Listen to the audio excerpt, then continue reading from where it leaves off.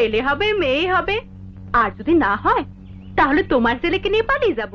রবীন্দ্রনাথ ঠাকুরের অনবদ্য এক ছোট গল্প শাস্তি, যাকে উপজীব্য করে চলচ্চিত্র নির্মাণ করেন প্রয়াত চাষী নজরুল ইসলাম।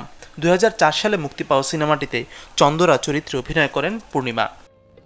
তুই আমাকে ভালোবাসিস, আমি তোকে ভালোবাসি। 1 বছর বিরতি দিয়ে রবি ঠাকুরের গল্পের নায়িকা হয়ে আবারও পর্দায় আসেন পূর্ণিমা।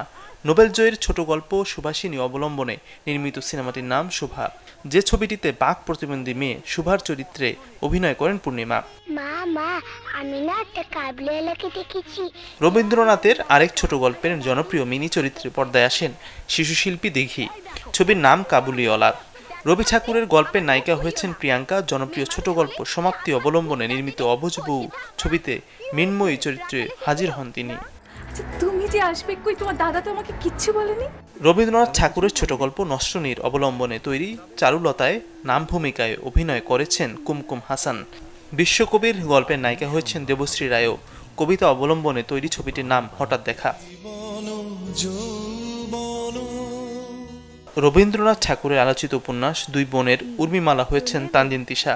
তুমি রবে নীরবে নামের যে ছবিটির পরিচালক মাহবুবা ইসলাম সুমি। এটাও খুলে নেবে। মাজহারুল ইসলাম তামিম, চ্যানেল 24।